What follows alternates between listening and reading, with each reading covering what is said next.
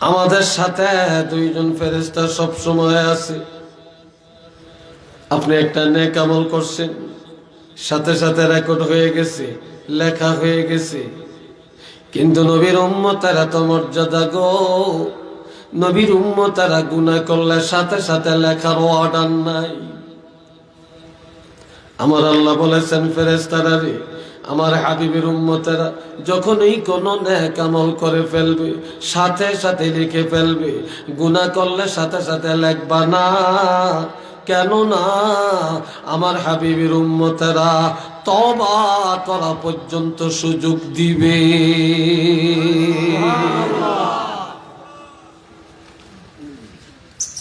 তওবা করা পর্যন্ত সুযোগ দিবে।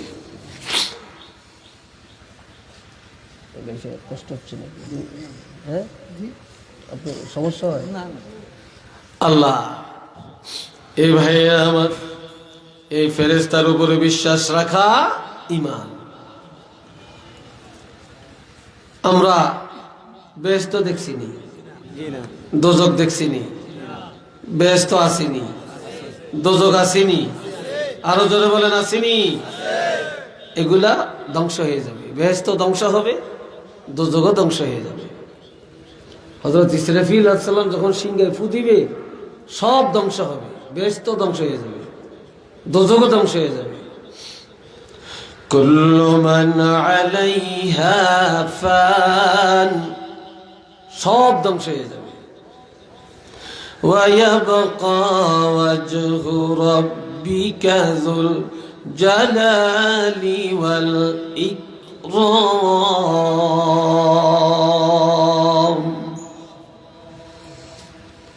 শুধুমাত্র আমার আল্লাহ বাকি থাকবেন। আর আল্লাহকে রাজি করার জন্য, আল্লাহকে পাওয়ার জন্য, জান্নাতি হওয়ার জন্য বান্দা বান্দি যখন যেই নেক আমলটা করেছেন ওই নেক আমলটা ধ্বংস হবে না, সেটাকেও আমার আল্লাহ মজবুত রেখে দিবেন। উচ্চ আওয়াজে বলেন না সুবহানাল্লাহ। আল্লাহ ধ্বংস হবে না, আল্লাহর সন্তুষ্টির জন্য বান্দা যেটা করছে সেটাও ধ্বংস হবে না।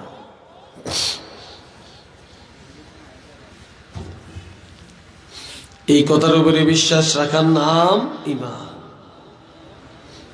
এখন আমরা যে ঈমানদার, পরিচয়টা কি? আমরা যেগুলা মানি এটার পরিচয়টা কি? ওয়ায়াকিমুনাস সালাহ। আল্লাহু আকবার বলেন। আরো জোরে, একটু জোরে বলতে পারবেন? আর একটু জোরে পারবেন? মাশাআল্লাহ। এই যে এতগুলো মানুষ আপনার গেটে দাঁড়িয়ে রয়েছেন, মাঝখানে জায়গা আছে, আসেন, আমি দোয়া করবো আপনাদের জন্য। আমি মুসাফির, বসেন আমাদের সাথে, দাঁড়াবেন না, এইদিকে মাঝখানে অনেক জায়গা আছে, সবাই বসে যাবেন। বেশ মাশাআল্লাহ, অনেক লোকই তো আসছেন। এতক্ষণ আসিলেন কই আপনারা? এতক্ষণ কোথায় ছিলেন? বাজারে ছিলেন মনে হয়। আমার ভাইয়েরা খেয়াল করেন, আমার আল্লাহ বলেন তারা ঈমানদার যারা নামাজ কায়েম করে। কি কায়েম করে? জোরে কোন, আরো জোরে কোন। সবাই আজকে আসার নামাজ পড়ছেন নি? 5 ওয়াক্ত হুদা, এটি আমগরে, এটি আই ওয়াস। এখন যদি বলি না কারা কারা নামাজ পড়ছেন হাত তোলেন, তো যারা পড়ে না হেরো বাসন এলে হাতটা তুলবো, দেখান এলে হাতটা তুলবে। আর যদি শুধু বলি কারা কারা নামাজ পড়েন না, শুধু তারা হাত তোলেন, একজনও হাত তুলবে না। ঠিক কি না? আপনাদের হাতে পায়ে ধরে বলে যাই, আমার আল্লাহ বলেন এই নামাজ হলো ঈমানদারের সবচেয়ে বড় পরিচয় হলো নামাজ। আপনি যদি মুসলমান হয়ে থাকেন নামাজ নাই কেন? ঈমানদার যদি হয়ে থাকেন নামাজ নাই কেন? আপনি যদি মুসলমানের ছেলে হয়ে থাকেন নামাজ নাই কেন? আপনি যদি মুসলমানের মেয়ে হয়ে থাকেন নামাজ নাই কেন? আপনি যদি মুসলমানের পরিবার হয়ে থাকেন নামাজ নাই কেন? এই জন্য আল্লাহ ঘোষণা দিয়ে দেন, ইমানদারের পরিচয়টা হলো ওয়ায়ুকিমুনাস সালাহ। যারা মুমিন, এই মুমিনের পরিচয় ইমানদাররা নামাজ কায়েম করে।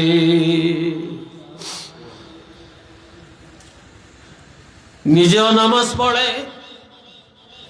ছেলে মেয়েরা নামাজি বানায়, স্বামীকে নামাজি বানায়, বিবিকে নামাজি বানায়, বন্ধু বান্ধবের নামাজি বানায়, প্রতিবেশীকে নামাজি বানায়। আর যারা সমাজের মধ্যে, রাষ্ট্রের মধ্যে নামাজ কায়েম করেন, আমার আল্লাহ বলেন তারাই হলেন ইমানদার। উচ্চ আওয়াজে বলেন না সুবহানাল্লাহ।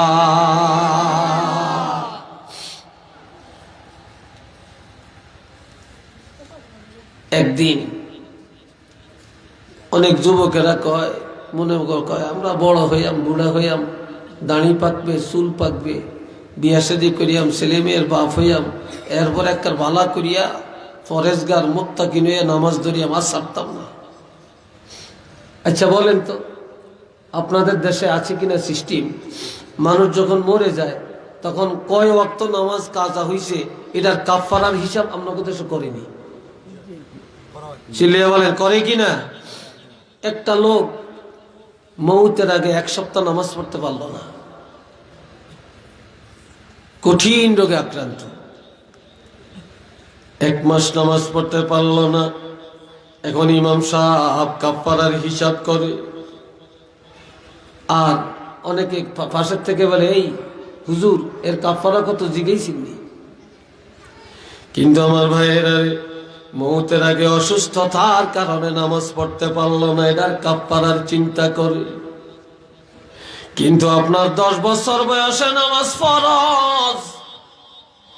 কয় বছর? কথা বলেন, এটা জওয়ানেরা বলো বাবা, কয় বছর? জওয়ানেরা আরেকবার কও। 10 বছর হলে নামাজ পড়ো। এই 10 বছর থেকে 30 বছর, 40 বছর বয়স পর্যন্ত নামাজের কাছেও গেল না, ঠিক নেই? তাইলে 10 থেকে 40 কত বছর হইল? 30 বছর। ভালো আছে? কত বছর হইল? এই 30 বছর সে নামাজ পড়লো না। কিন্তু এই যে জওয়ান কালে 30 বছর সে নামাজের কাছেও গেল না, এই পৃথিবীর কোন মুসলমানে জিজ্ঞাসা করে না তোমার জওয়ান কালে 30 বছরের নামাজের কাফারার উপায় কি? কেউ জিজ্ঞাসে? কেউ বলছে? কেউ বলে না। একটা যুবক ছেলে একদিন আল্লাহর হাবিবের কাছে গেলেন। এই যুগে আমরা যত অপরাধ করি স্বীকার করি না, নিজের অপরাধ আল্লাহর কাছেও স্বীকার করতে চাই না, তওবা করতে চাই না। কিন্তু নবীর জামানায় একটা যুবক একটা গুনাহ করছে। যা রাজুলুন ইলান নবী সাল্লাল্লাহু আলাইহি ওয়াসাল্লাম, যুবক ছেলেটা নবীজির খেদমতে হাজির হলেন। ইয়া রাসূলুল্লাহ, ওগো আল্লাহর রাসূল, ইন্নী আসাবতু যামবান আযীমা, আমি মারাত্মক অপরাধ করেছি। ও নবী, আমার এই গুনাহটা মাফের জন্য কোন তওবা, ফাহাল্লি মিন তাওবাতিন, আমার এই অপরাধটা ক্ষমা পাওয়ার জন্য কোন তওবা আছে কিনা? এমন সময় আজানের টাইম হয়ে গেল। মুয়াজ্জিন মসজিদের মধ্যে আজান দিলেন। আল্লাহর হাবিব ইমাম, নবীজি ইমামতিটা করলেন। যুবক ছেলেটা আমার নবীর পিছনে দাঁড়ায়া দাঁড়ায়া নামাজ আদায় করলেন। নামাজ পড়ার পরে আবারও কেঁদে কেঁদে বলে, ইয়া রাসূলুল্লাহ, কি কারণে কিভাবে আল্লাহ পাক আমার গুনাহগুলি ক্ষমা করবেন?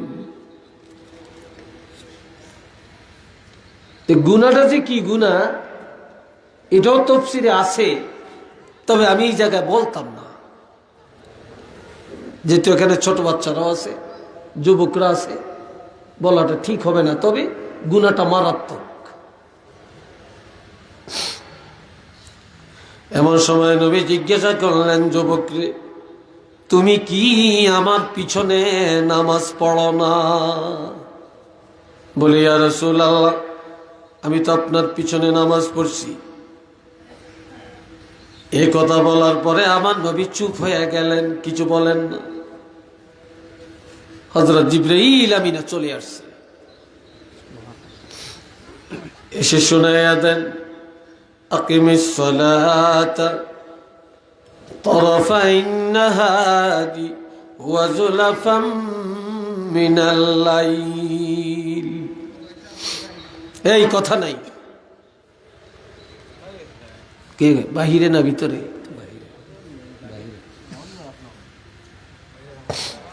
আল্লাহ, এটা কিন্তু তাফসীর। এই যে আমি কথাটা বলতেছি, এটা কোরআনের তাফসীর। জিবরাইল আমিন এসে বলেন, ইয়া রাসূলুল্লাহ, আল্লাহ সুসংবাদ নিয়ে আমাকে পাঠালেন। আল্লাহ বলছেন, আকিমিস সালাত তারাফাইন নাহার, বন্দারে দিনের দুই অংশে নামাজ কায়েম করো। দুই অংশে বলতে দিনের শুরুতে ফজর, দিনের দ্বিতীয় অংশে যোহর আর আসর। ওয়া যুলাফাম মিনাল লাইল, আর রাত্রের প্রথম অংশে নামাজ কায়েম করো। এর অর্থ মাগরিব আর এশা। পাঁচ ওয়াক্ত হইছিনি? কথা কয় না, হইছিনি পাঁচ ওয়াক্ত? এক পাগলে কয় একদিন, এটা খোদাই তারে এমন পাগল করছে, পাঁচ ওয়াক্ত নামাজের কথা কি কোরআনও আসেনি? নাউজুবিল্লাহ কোন, এটা 14 গোষ্ঠী কোরআন জানি না।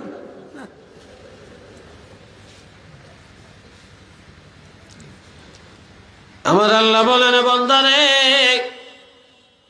এই 5 ওয়াক্ত নামাজের মধ্যে ইন্নাল হাসানাত, নিশ্চয়ই 5 ওয়াক্ত নামাজে এমন সওয়াব, এমন নেক আমল, এমন কল্যাণ হবে, ইউযহিবানাস সাইয়্যাত। নামাজি যুবক, নামাজি বুড়া, নামাজি মহিলা যত বড় গুনাহ করুক না কেন, এই 5 ওয়াক্ত নামাজের কারণে তার গুনাহ খাতাগুলি দূর হয়ে যাবে। এই আয়াতটা নাজিল হওয়ার পরে, একটু হাজি সাহেব দেখে না, নাজিল হওয়ার পরে নবী একটা মুস্কি হাসি দিলেন। কি দিছেন? একটা মুস্কি হাসি দিলেন, যেটাকে বলে তাবাসসুম, অর্থাৎ মুস্কি হাসি। খিলখিল করে নবী কখনো হাসে না। আর আমরা তো আইসের কোনো টেস্ট নেই, আমরা হাসছি কি হাস, ওয়াজের মধ্যে এখন হাইসের বাজার করে নিয়েছি আমরা। বক্ত আসে মাঝে মাঝে কিছু মজার কথা, এটা আলাদা জিনিস। দেখা যায় ওয়াজের শুরু থেকে শেষ পর্যন্ত হাসাইতে হাসাইতে পেটের চাড়মা ব্যথা করিয়া নেয়। এটি বেল ওয়াজ।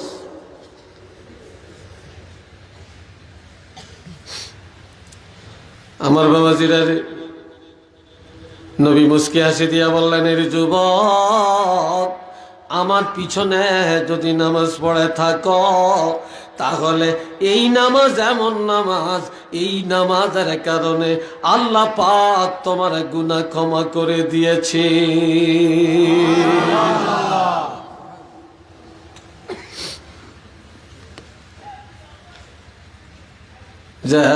যালিকা, এই আয়াতের শেষে বলছেন যালিকা যিকরা লিযাকিরিন।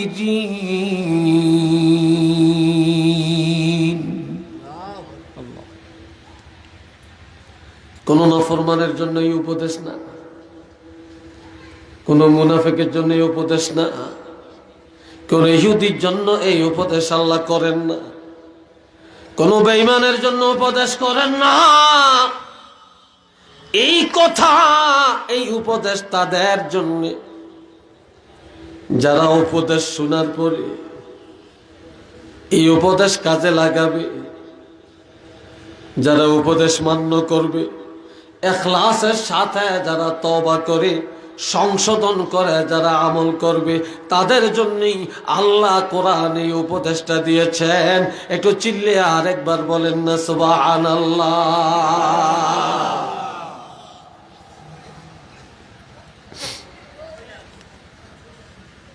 আমার ভাইরা বেনামাজি নামাজ পড়ে না, সুদ খায়, ঘুষ খায়। কয় যদিও আমরা একটু ঘুষ খাই ঈমান ঠিক,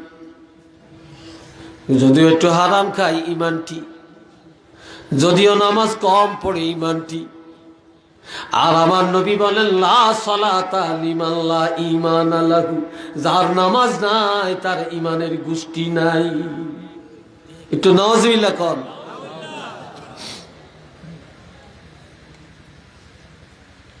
নামাজ আছে যার, ঈমান আছে তার। বলেন আমার সাথে, নামাজ আছে যার, ঈমান আছে তার। ঠিক না? নামাজ আছে যার, ঈমান আছে তার। নামাজ নাই যার, ঈমান নাই তার। আমার ভাইয়েরা, এখন আমার আল্লাহর একটা আয়াত বলেন ফাসুবহানাল্লাহি হিনা তুমসুনা ওয়া হিনা তুসবিহুন ওয়া লাহুল হামদু ফিস সামাওয়াতি ওয়াল আরদি ওয়া আশিয়্যান ওয়া হিনা তুযহিরুন।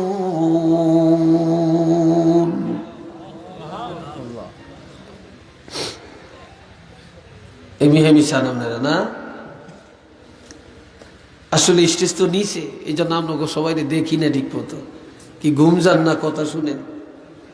হ্যাঁ, শুনতেছেন নি?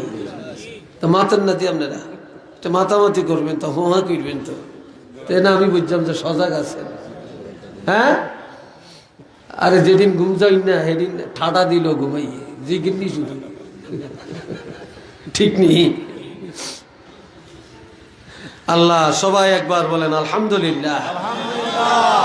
একটু কিছু কথা চলবে, একটু সময় লম্বা হইলে সমস্যা নাই তো? হ্যাঁ, রাগ করতেন না তো? মাশাআল্লাহ। আমার আল্লাহ বলেন, বান্দারে তোমরা আল্লাহর প্রশংসা করো। ফাসুবহানাল্লাহি হিনা তুমসুনা ওয়া হিনা তুসবিহুন।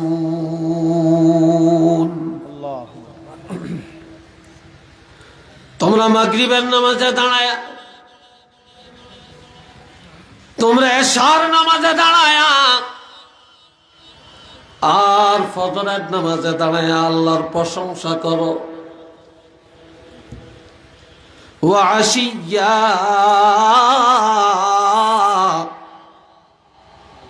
এই আশিয়্যার অর্থ বিকাল বেলায়, আসরের সময়। আসরের সময় আসরের নামাজের মধ্যে দাঁড়ায় আল্লাহর প্রশংসা করো। ওয়া হিনা তুযহিরুন, যোহরের নামাজের মধ্যে দাঁড়ায় আল্লাহর প্রশংসা করো। কেন? ওয়ালাহুল হামদু ফিস সামাওয়াতি ওয়াল আরদ। তোমাদেরকে শুধু বলছি আমি আল্লাহ 24 ঘন্টায় 5 বার, ফজরে, যোহরে, আসরে, মাগরিবে, এশায়, এই 5 বার নামাজে দাঁড়ায় আমার প্রশংসা করো রে। বান্দা জানিয়ে রাখবা যে আল্লাহর প্রশংসা আসমানে করে, আল্লাহর প্রশংসা জমিনে করে, আল্লাহর প্রশংসা গাছপালা করে, আল্লাহর প্রশংসা হাওয়া পানি বাতাস আগুনে করে, চন্দ্র সূর্য করে, গাছের পাতা আল্লাহর প্রশংসা করে। তাদের কোনো টাইম নাই, 24 ঘন্টা তারা আল্লাহর প্রশংসা করে। আর তোমরা মাত্র দৈনিক 5 ওয়াক্তের মধ্যে দাঁড়ায়া আমি আল্লাহর প্রশংসা করতে কি পারবা না?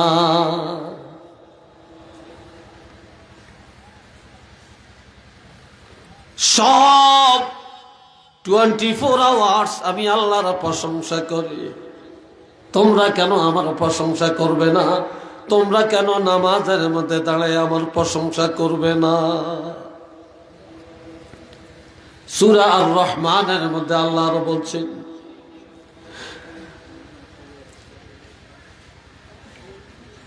আল্লাহ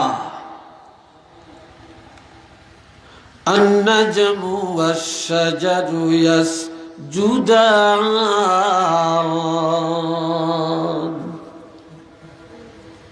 এই তৃণলতাগুলি আল্লাহকে সেজদা করে, জমিনের ঘাস আল্লাহকে সেজদা করে, গাছের কাণ্ড বিশিষ্ট গাছ আল্লাহকে সেজদা করে। কাজেই বন্দারে যেই গাছ আল্লাহরে সেজদা করে, গাছের পাতা আল্লাহকে সেজদা করে, তৃণলতা আল্লাহকে সেজদা করে, আর তোমরা আশরাফুল মাখলুকাত হইয়া, আমার বন্দা হইয়া, আমার গোলাম হইয়া তোমরা কেন রে আমার সেজদা থেকে বিরত থাকতে পারো? আবার কিভাবে ঈমান দাবি করো, কিভাবে নিজের মুসলমান দাবি করো, অথচ গাছপালা তৃণলতা সেজদা করে, তোমরা আমি আল্লাহকে সেজদা করতে জানো না? একটু চিল্লিয়া বলেন না নাউজুবিল্লাহ।